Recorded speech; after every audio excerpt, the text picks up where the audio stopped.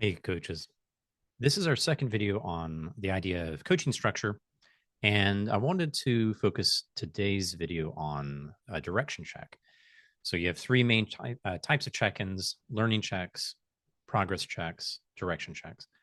And as we look today, it's just another flavor of seeing where the client wants to go. And in this way, we're kind of saying to the client, how about you choose the door that we go through, particularly as we are beginning to run out of time, or the session is, in terms of their agenda, it seems like it might be wrapping up.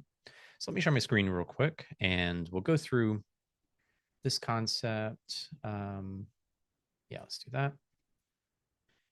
Last time we were looking at learning checks, and today we're going to be focusing more, and that those are looking backwards in the session. How does where we are now connect to where we've come from?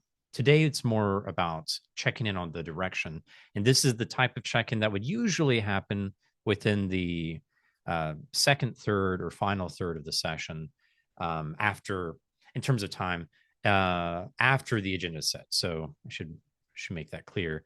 The agenda would be before this line, and the action plan or the very end of the session would be around this line.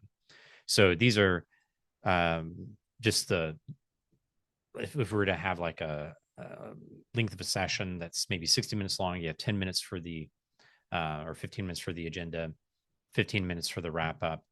Maybe that for that middle 30 minutes, we're seeing that split up into three parts.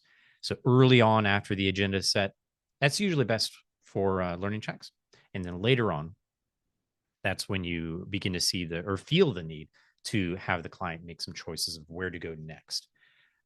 So the light differences are that, instead of saying, what have you learned since then? How is A connect, or how's where we are now going to be connected to A, where we were at the beginning? Those kind of checks. The direction check is more focused on what should we explore next? Where are we going? What's coming next for you, client?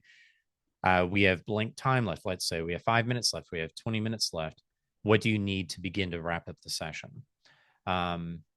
This is a bit different. Like, at the very end of the session, when we as coaches say anything else before we wrap up, or maybe we have just a final 3 minutes. We're like, what else do we need to say to make this session complete for you?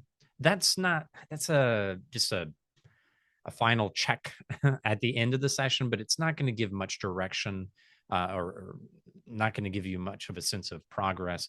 So usually whenever I'm doing mentor coaching and assessing, yeah, that kind of counts as a check-in, but it doesn't really reground the session because we're already out the door. That's why check-ins tend to be better in the middle of the conversation between the agenda and the wrap up, as we're walking out the door. So what should we explore next?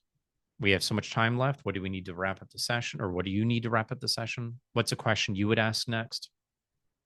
Or at the beginning of the session, you mentioned topic A or topic one, topic two. Where would you like us to go with the rest of our time today? So you get the idea behind these, but with all of them, you can also sense the blandness of these questions without some meaningful client language.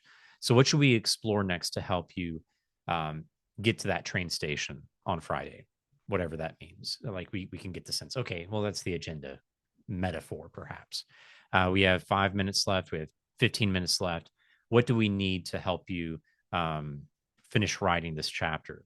Not a metaphor that I'm creating, for the client, but let's say that's what they're wanting to focus on this next chapter, maybe the theme of it for the session. And so we have so much time left. What do you need to begin to write that final theme for the chapter, or something like that? What's the question you would ask next versus what's the question you would ask next to see through the fog? Client language. I do make these up off the cuff, so I have no idea where they're going to go. At the beginning of the session, you mentioned, oh, I'll just say topic A and topic two. Sometimes the client's like, if we have time, I'd like us to cover A, B, and C today. And usually as coaches, we say, well, which one should we focus on first? And they give us an option. Sometime in the session, we should really do this type of question just to make sure we're not only serving the one topic, the most present topic, we're also serving the whole client as they look through the rest of the session. Couple final notes here. Are we going the right direction? No, let's not do that one. Close question. And this one is almost like saying, am I a good coach? I will see this especially with the check or the progress check question, but be very, very careful about asking the closed form of check-ins because that limits the scope. In this case, if the client says no, they may feel the social pressure or like the social withdrawal from the relationship because now they said, you, coach, have led me down the wrong direction. So it puts them under a lot of pressure. Just keep it open. What's the next direction we should go? What's the right direction from here? Like anything that's open versus that one. Really try to avoid a closed one. And as always, with all the check-ins, something to keep in mind: a good check-in is a reflection of a good agenda. Whenever the coach feels as if the session just falling apart, it's the check-in is unnatural, the questions are forced, it's extra tactical. All of those things tend to be related to how the session started. Did it start with some meaningful client language? Did it start with some spaciousness? Did we anchor the session around not only what the client wants to do, but how they as a person, like how they're involved with that process, the who and the what? If we didn't capture that in the beginning, our agenda language is going to be pretty bland because we don't have that callback language.